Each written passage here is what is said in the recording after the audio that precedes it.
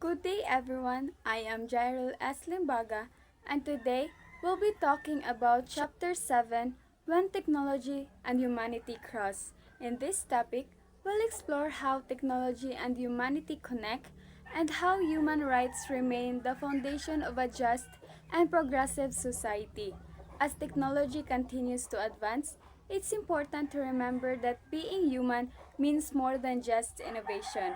It means protecting dignity, freedom, and equality. So, by the end of this chapter, the students should be able to first evaluate contemporary human experience to strengthen the human person functioning in society. Second, discuss the importance of human rights in the face of changing social conditions and technological development. And lastly, identify laws or policies in the country that protect the well-being of the person and technological advancement and ethical dilemmas.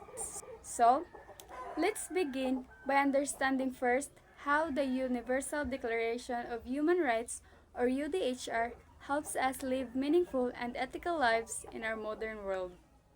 The good life is about living in a fair and progressive society where everyone has the freedom to flourish.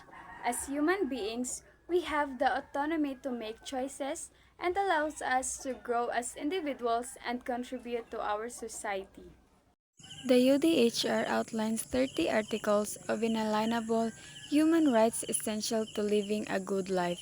Its first article declares that all people are born free and equal in dignity and rights, yet in reality, equality is not always practiced. Those with more often receive special treatment.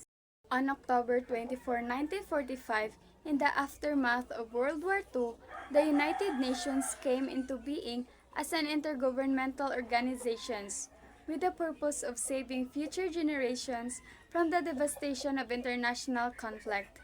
The UDHR begins with the statement, recognition of the inherent dignity and of the equal and inalienable rights of all members of the human family is the foundation of freedom, justice, and peace in the world. This means that every person has worth and dignity simply because they are human. When we respect this truth, regardless of race, gender, or social status, we create a society that is truly humane, free, and rational. The Charter of the United Nations established six principal bodies, including the General Assembly, the Security Council, the International Court of Justice, and in relation to human rights, an Economic and Social Council. The UN Charter empowered ECOSOC to establish commissions in economic and social fields and for the promotion of human rights. One of these was the United Nations Human Rights Commissions, which captures the world's attention under the dynamic chairmanship of Eleanor Roosevelt, which is President Franklin Roosevelt's widow. The declaration was drafted by representatives of all regions of the world and encompassed all legal traditions. The UDHR is formally adopted by the United Nations on December 10, 1948. It is the most universal human rights document in existence. Human rights are moral principles or norms that describe certain standards of human behavior and are regularly protected as legal rights in municipal and international law. It means that everyone born in this world have human rights that must be protected by the law. According to United Nations, there are 30 fundamental rights that form the basis for a democratic society and that is recognized around the world. The UDHR has 30 articles of basic human rights, but the first 7 capture its core spirit, the belief that all people deserve equal dignity, freedom, and protection. Let's go through each one, along with examples that shows how these rights apply in our world today. Article 1 talks about right to freedom and equality. All human beings are born free and equal in dignity and rights. This article means that Every person, regardless of background, deserves respect and equal treatment.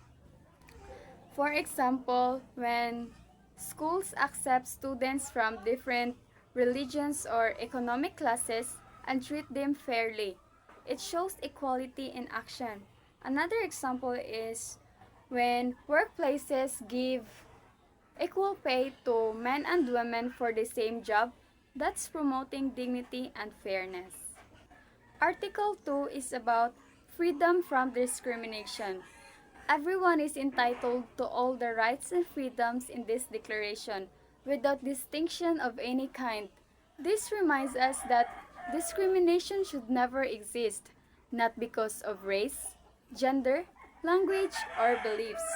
Example is when laws protect people against racism or bullying due to gender or religion, they uphold this right. Even in online spaces, reporting hate speech or cyberbullying is a way of defending equality and respect for all. Now let's move to Article 3, which talks about right to life, liberty, and security. Everyone has the right to life, liberty, and security of person. This means that everyone deserves to live safely and freely. The government ensures safety by maintaining peace, preventing violence, and giving people the freedom to express themselves. During the pandemic, they provide vaccines and healthcare access also protected the right to life and security. Article 4 is about freedom from slavery. This entails that no one shall be held in slavery or servitude. No person should ever be treated as property or forced to work without consent. Example of this is campaigns and laws against human trafficking reflect this article. Online awareness programs that protect young people from fake job offers or online exploitation also help prevent modern-day slavery. Now let's talk about Article 5, freedom from torture or inhumane treatment. No one shall be subjected to torture or to cruel, inhumane, or degrading treatment or punishment. This means that every person must be treated humanly, even those who have done wrong. Examples, in prisons, treating inmates with respect and giving them access to education or rehabilitation reflects this right. Also in schools, stopping physical or emotional bullying also promotes right and equal treatment. Now let's move to Article 6, right to recognition before the law. Everyone has the right to recognition everywhere as a person before the law. This means that all individuals have legal identity and protection. No one should be invisible under this law. Example, providing birth certificates, national IDs, or passports ensures that people can access their rights and services, even in online activities. Protecting one's identity and data privacy also relates to being recognized as a legal person. Article 7, equality before the law. All are equal before the law and are entitled without discrimination to equal protection of the law. This means that no one is above the law and everyone must be treated fairly by it. So example, when courts give justice to victims of violence regardless of their social status, dato or pobre man ka, it shows equality before the law. Also, when the law punishes cyber criminals or online scammers fairly, it proves that justice applies to anyone. So everyone, so kanang diri kay wala jud ni siya diri exception, madato ka, mapobre, na ay power or wala basta makasala ka, expected na naa jud kay bayaran. And so, those are the first 7 basic human rights that capture its core spirits. Human rights are not just laws. They are moral duties that remind us to be kind, fair, and humane in every aspect of life. The Universal Declaration of Human Rights teaches us that progress means nothing if it forgets compassion and justice. Let us all remember that human dignity is the foundation of freedom, peace, and love. So, thank you for listening, and may we all continue to uphold human rights in everything we do, both online and in the real world.